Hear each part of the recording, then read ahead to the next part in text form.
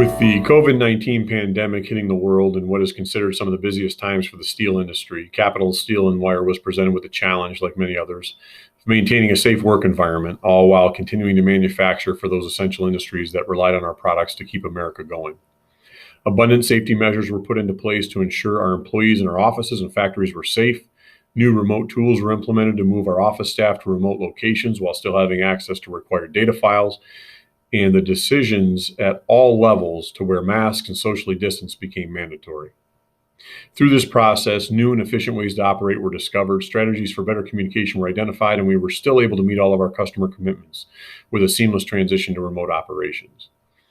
In addition, as we head into 2021 and the recovery, new markets and new demands have opened up, notably the RV and home fitness equipment industries.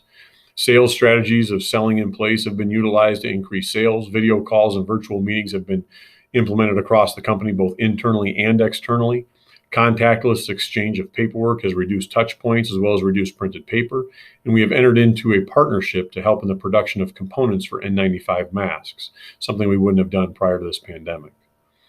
The recovery is still one step at a time, but with safety and well-being of our employees at the forefront, we've been fortunate enough to be able to add to our team and feel we are indeed on that slow road to recovery.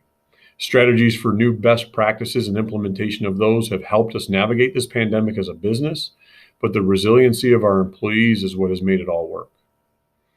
Biggest takeaway from the region and all businesses here locally is the strength shown by not only individual leaders, but their employees and their willingness to collaborate.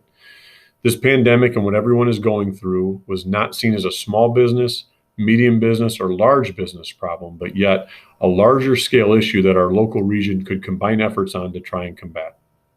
What we experienced was a strengthening of those business partnerships, calling people to discuss what their solutions were, to talk about what some of the ideas we had were, meeting virtually to view some of those best practices in action.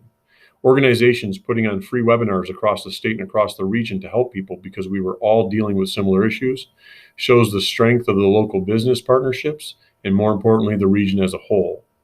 Obviously, no one wants to see anyone else fail, and how the leaders of these companies have stepped up to help each other was really remarkable and a testament to our region as a whole. This makes us at Capital Steel and Wire proud to be part of this region.